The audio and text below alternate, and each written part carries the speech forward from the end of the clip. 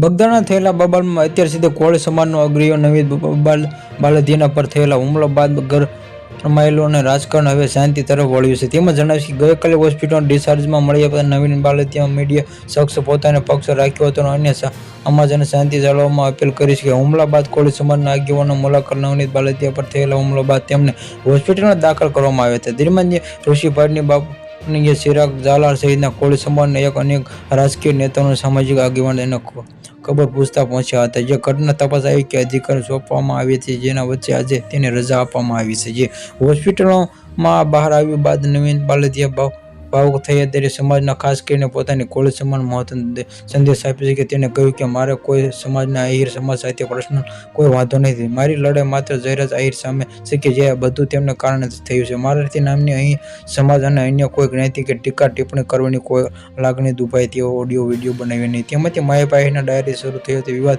ઉલ્લેખન આખા વિવાદમાં મૂળ મુંબઈ યોજાયેલા માયાભાઈ આહિરના ડાયરી રહેલા ત્યાંથી થયેલા માથાકૂટ નવનીત બાલદિયા મેદાનમાં આવ્યા હતા. જ્યાં હુમલો થયો ત્યારે આ આરોપમાં લાગ્યો હતો કે જયરાજ આહિરના કહે તેમનો હુમલો કરવામાં આવ્યો હતો. આભાર પ્રગટ કર્યો હતો. નવનીત બાલદિયા પર મુશ્કેલી સમયે પડખે ઊભા રહેલા સમાજના શ્રેષ્ઠ પદાધિકારી અને હૃદયપૂર્વક આભાર માન્યો હતો.